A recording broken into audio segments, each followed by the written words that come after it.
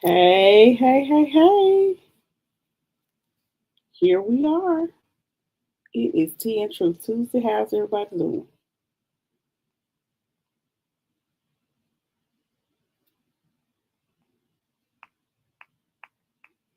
And yeah, there we are. There we are. Welcome to Tea and Truth with Karen Booth. I am Coach KB here for another episode of Tea and Truth. I'm about to help you handle this baggage. And today we are talking about that good old thing, self sabotage, right? So, so this month we are starting a brand new conversation. Last month we talked about confidence. We talked about confidence being the quality or state of being certain. We talked about how confidence grows through evidence and acknowledgement on repeat. We talked about trusting God. We talked about keeping promises to ourselves. And last Friday, we forgave ourselves for the promises that we did not keep to ourselves. And so now I want to ask you a question. If I know what I want, if I am certain, if I have set the goals, if I have done the things if I have set the parameters on how we're going to have confidence and grow our confidence and have evidence and acknowledgement on repeat. Because if you have evidence and acknowledgement on repeat, then you've got to be doing something, right? So if I have set all these goals and I have made up in my mind and my heart is fixed, why don't I do it? Why don't I do it? I'm glad you asked. I am glad you asked. If I know I want to get healthy, then why do I eat cookies? Why do I go and get an Oreo blast if I know I want to eat healthy? That would be me. If I know I want to write the book, why do I keep watching TV all afternoon? If I know I want to start the business, then why do I go and meal prep? Now meal prepping is a good goal, but meal prepping during the time that you have designated for yourself to be working on the book, not a good thing. If I know what God has placed on my heart, why do I keep walking and working away from it? That's what we're going to spend this month talking about.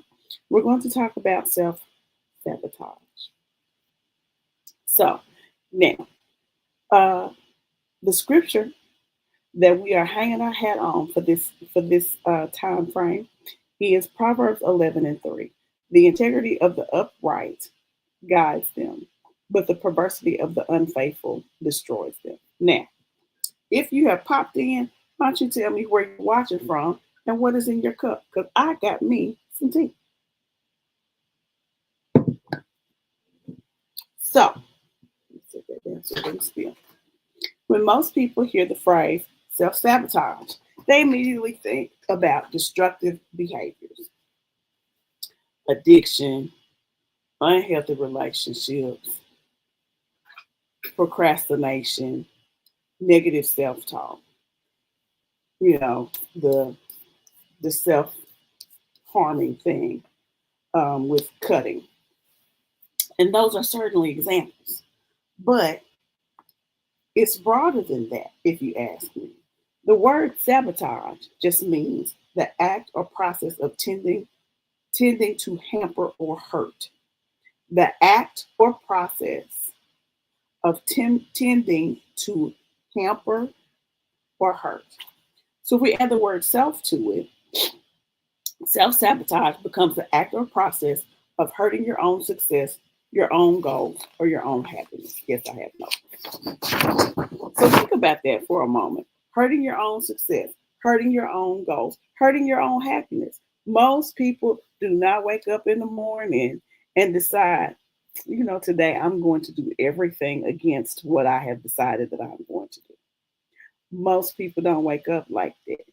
Most people don't decide, I'm wake up in the morning like I'm not going to achieve not nan goal at all, and then proceed to sit there and do nothing. That is not typically how it happens. It happens little by little. It happens through patterns. It happens through choices that we make over and over again. Now, a lot of times, most commonly, it looks like procrastination. Sometimes it looks like avoidance. Sometimes it looks like talking yourself out of an opportunity. Don't follow the lead. I've done that, and I've got to fix that. Um, it looks like um, a lot of things. It looks like perfectionism. Why does it look like perfectionism? Because if you're striving to be perfect, then you're not going to ever finish. Yes, I've been there and I've done that too. But guess what? Sometimes self sabotage looks like you being the dependable one. It looks like you being hyper responsible. It looks like you being the one everybody calls. It looks like you are the head of all the committees, or at least the committee member on all the committees. It looks like you are serving in the church got 10 ministries and you're on 8 of them.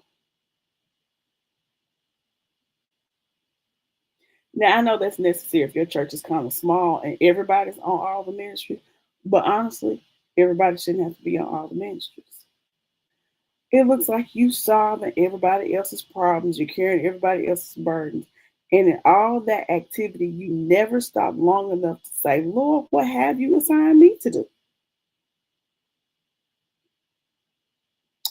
Not what everybody else wants me to do. What have you called me to do in this season? So sometimes we're so busy doing good things that we never make time for the God thing. Sometimes we are busy helping everybody else build what God gave them while sitting what God gave us over here to the side because I'm going to get to it later. And then later don't never come. And you don't really recognize that as self sabotage because in your mind, you say, I know what I'm supposed to do. I'm going to do it tomorrow. And then tomorrow somebody calls you and says, hey, Karen, can you come and do this? And baby, Karen was real good. Karen was real good about throwing what she was trying to do, what she was assigned to do for the Lord away over here and going to help somebody else. I don't know. Did I want to feel useful? Maybe. Did I want somebody to say, thank you for helping me because you get that feel good rush because you can help somebody? Yes. Because building your own stuff be kind of boring sometimes.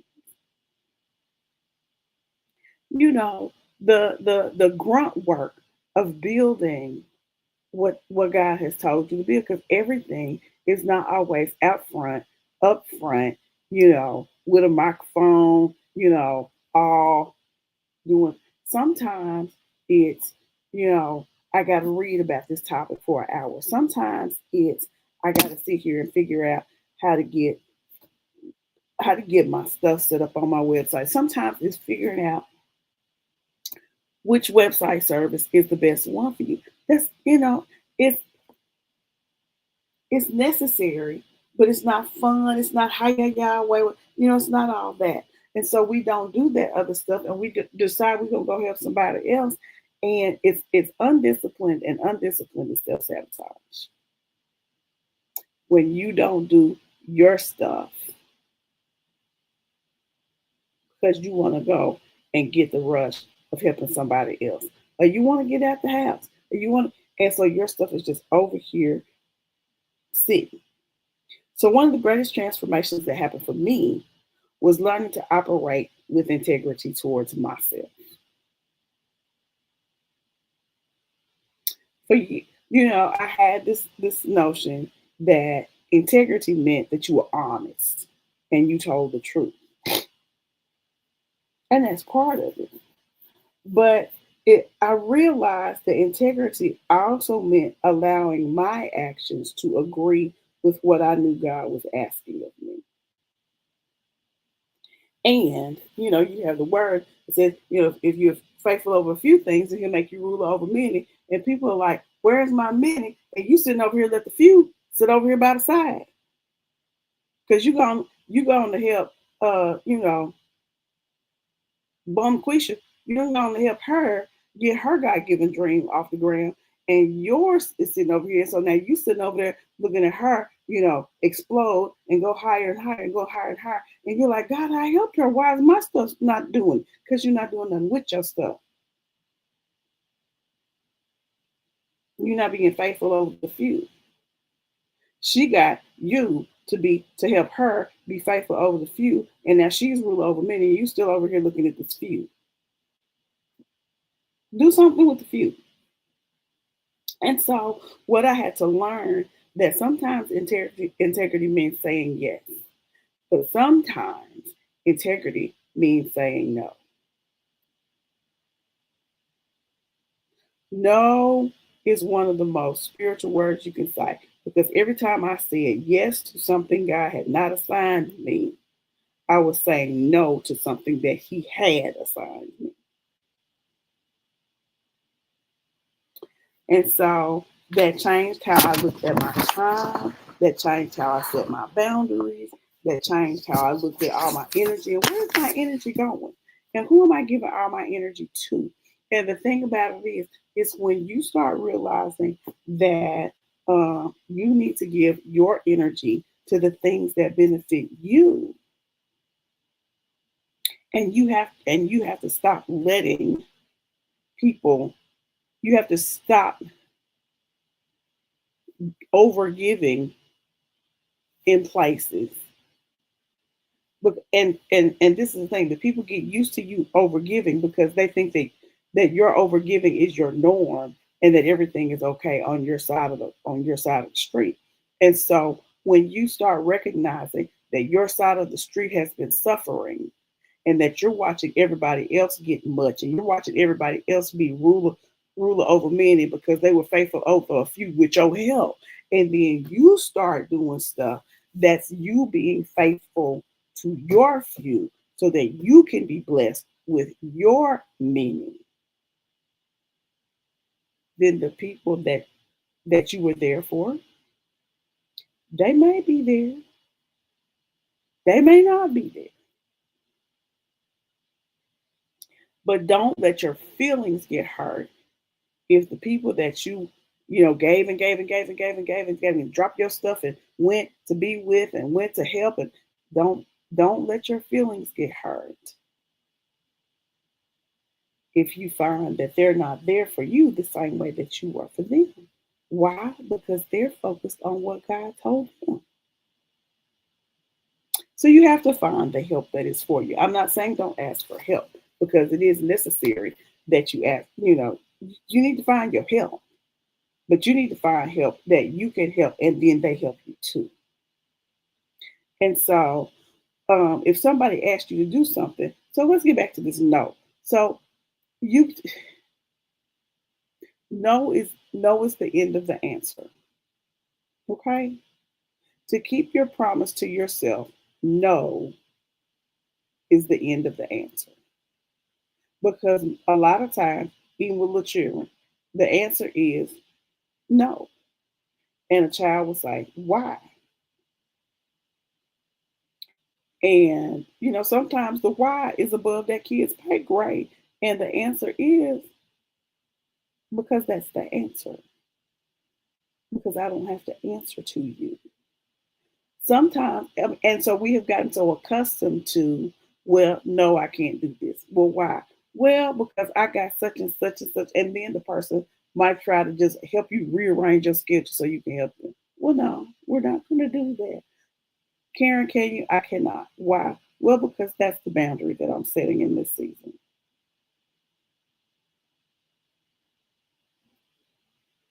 And that's the end of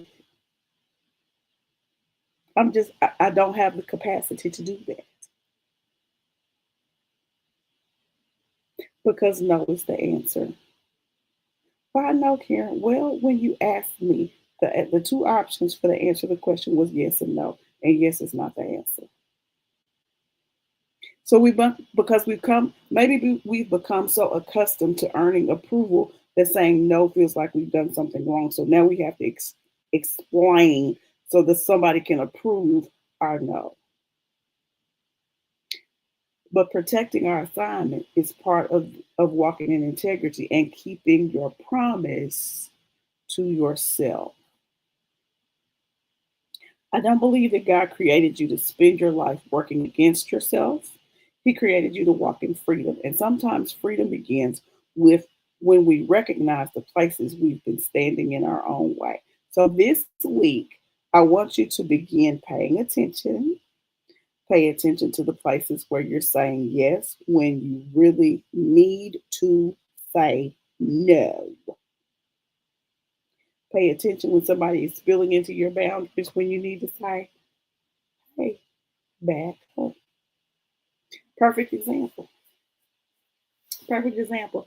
I have a girlfriend. Her name is Shannon, and you know, we would before when we were both single, the phone would ring, we would answer.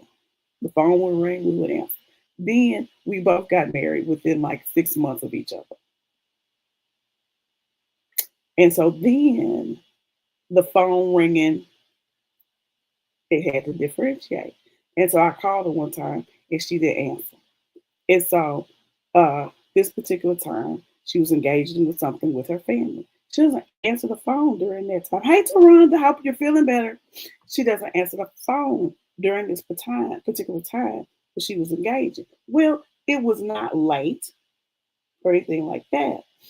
And she had not like formally said, hey, this we're doing this during this time. So I called and I called like later. And then that at that point she said, oh yes, our family does XYZ during this time. Boundaries. So she said, no, I'm not gonna answer during this time. I said, bet that. And so I either make sure I call before that time or after that time. Because her no is her no. Now she explained it, but she didn't have to. But her no was her no, and her boundary was her boundary, right? So pay attention to the places where you're saying yes when you should really be saying no. That's okay, Michelle. Pay attention to the places where you're avoiding what God has asked you to do. Pay attention to the patterns that have quietly become normal, like that hyper responsibility where you have to be at everything for everybody. Pay attention to all these things that put you in a place of I'm gonna help them and I'm gonna leave my stuff here sitting here over the side because self-sabotage will keep you trying to be faithful over a few and you be over here looking crazy talking about where's the many that I'm supposed to be ruler over if I be faithful over a few and you're not realizing that you're not being faithful over the few. So that is where we're talking about keeping the promise to yourself. And that is what we're going to be talking about this month. We're going to talk about how self-sabotage it messes with our confidence. It keeps us from operating in integrity to ourselves. It messes up the future things that God has for us. So just spend a little time with me this month on Tea and Truth at 4:30 on Tuesday and Forgiveness Friday on Fridays, Tuesdays and Fridays from 4:30 till about 4:50. So about 20 good minutes. And so if anything that I have ever said has it helped you in any way and you want to go a little further, then you could always reach out to me in my inbox. We can set up a consultation and an assessment. And if you need some coaching services, I would be honored to help you. All right. So I will see you Friday for another cup of tea and truth. Y'all have a great one.